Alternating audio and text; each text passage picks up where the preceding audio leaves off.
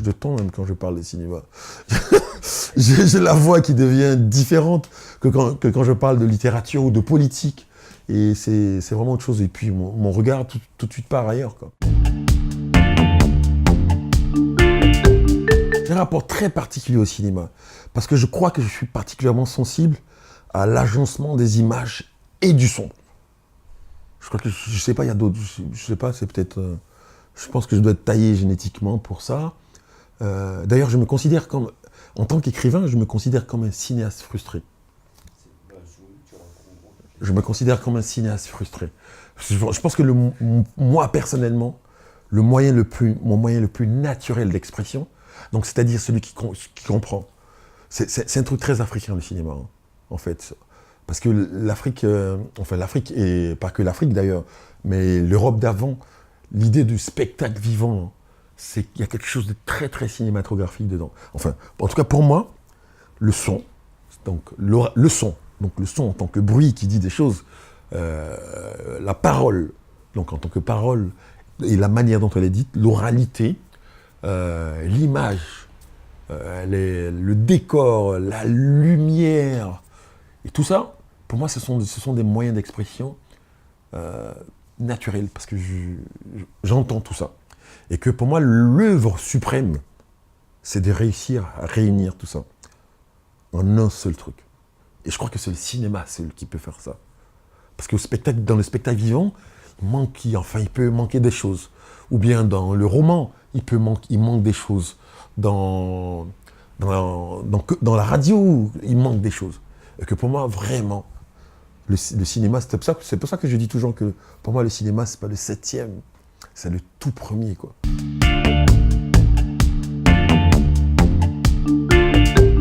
Je suis un cinéaste frustré parce que je suis noir. C'est un discours racial typique. Pourquoi je suis un cinéaste frustré? Parce que je suis africain. Parce qu'en tant qu'Africain, c'est compliqué de trouver l'argent. Déjà, c'est compliqué en tant que cinéaste français de trouver de l'argent pour faire un film.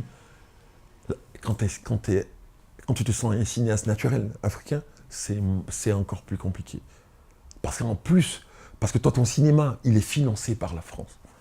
Le cinéma africain, ce qu'on appelle le cinéma africain, il est financé par la France depuis sa création, depuis la Noire 2 de Sambène, encore jusqu'à aujourd'hui. Et moi, j'ai vu Saint Djibril Diop Mambéty, paix sur toi, ta tombe et ta descendance. Je l'ai entendu dire une seule fois. Cinéaste africain, c'est un sort, mon petit. Voilà, c'est un sort. C'est un sort, justement, parce que déjà, on met cinéaste et on met africain dessus.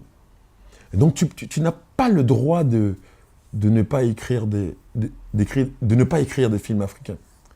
Tu ne peux pas écrire juste des films. Tu ne peux pas faire comme Kurosawa.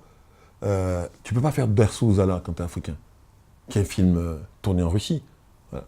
Tu ne peux pas faire ça quand tu es africain. Tu dois faire du cinéma africain. C'est super compliqué. Eliane Delatour, quand elle fait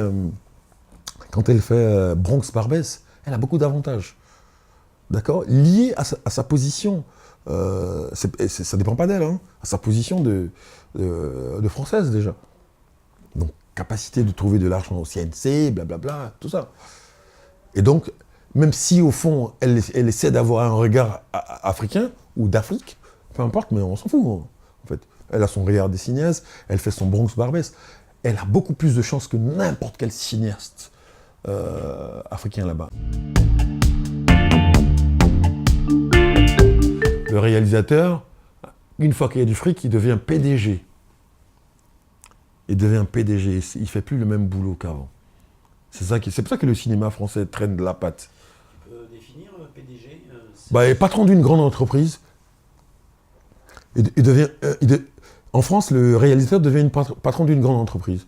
Donc il est le chef qui a fait, autour duquel tout le monde se réunit autour de son projet. Si ce n'est pas un discours capitaliste, hein. C'est un truc vague, quoi.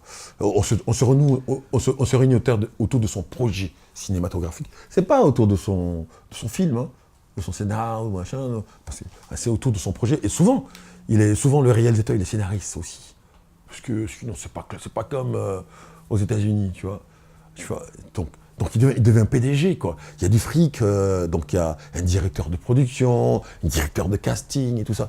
Et moi, j'ai vu comment Eliane Delatour est devenue PDG. Comment on s'adresse aux réalisateurs pour tout, même des fois même pour... S'il y a une bagnole jaune qui est garée dans la rue, là, c'est le réalisateur, il y a dedans, quoi. Oui, mais non, mais pourquoi, et tout ça. Et les ordres sont donnés en cascade. Il y a une espèce de conseil d'administration dont il est le patron, quoi. Il devient PDG, quoi. Il n'est plus totalement un artiste. Et je pense que c'est un des problèmes du cinéma français. Alors, il y a le gros truc des chefs d'entreprise, là. Nollywood, attention. Ils ont trouvé un modèle économique. D'accord ? Ça, on ne peut pas leur reprocher ça. Mais est-ce que le cinéma, c'est que ça ? Non. Toute l'Afrique, aujourd'hui, tous les cinéastes africains, les petits comme les grands, peu importe, ils sont subjugués par le modèle économique trouvé par le Nigeria. Bon, voilà, mais moi, je n'ai rien à foutre de Nollywood, en fait. Un mauvais film, c'est un mauvais film, c'est absolu, c'est pas relatif. Même si dedans, je peux en tirer des choses. Pour moi, c'est absolu. C'est pas relatif. Ils savent qu'ils font des films de merde. Mais bon, ils font des films. Ils font des films.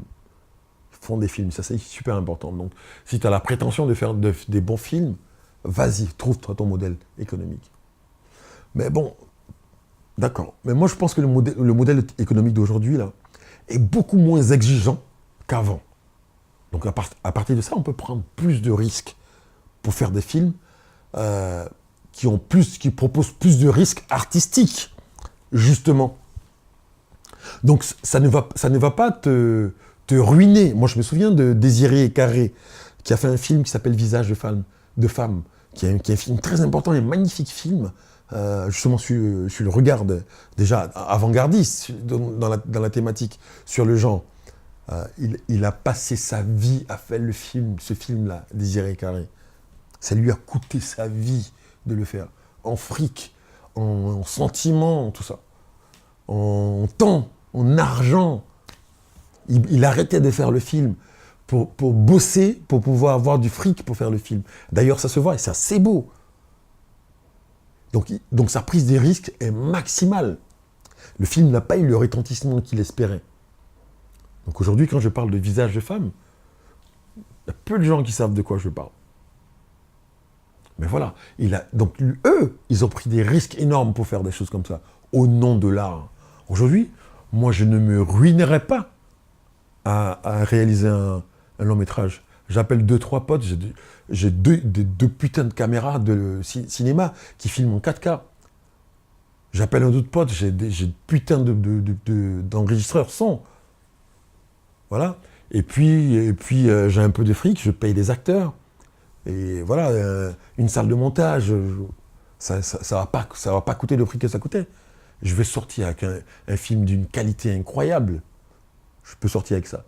J'aurais dépensé du fric, mais je n'aurais pas mis en jeu toute ma vie, économique, sentimentale, etc., pour réaliser un film. Donc j'ai le droit de me planter. Donc maintenant, plus que jamais, le cinéma africain doit moins faire attention au modèle économique pour se fabriquer son propre discours. Politique, intellectuel, esthétique, etc., etc. Mais les gens, tout le monde a envie de faire des James Bond bis, ou bien voilà, ils rêvent tous de ça. Alors qu'on s'en fout de ce truc, ils veulent faire des trucs avec des effets spéciaux, ils rêvent de ça. Ils sont fascinés d'abord par la technique, avant de penser à l'artistique.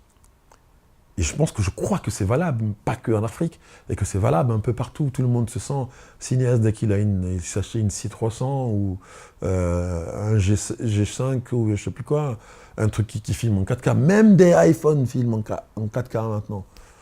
Donc voilà, maintenant, plus que jamais, je pense qu'il faut prendre des risques artistiques parce que techniquement, le cinéma coûte beaucoup moins cher et que voilà, on peut investir un peu plus sur l'humain et prendre plus de risques artistiques et esthétiques.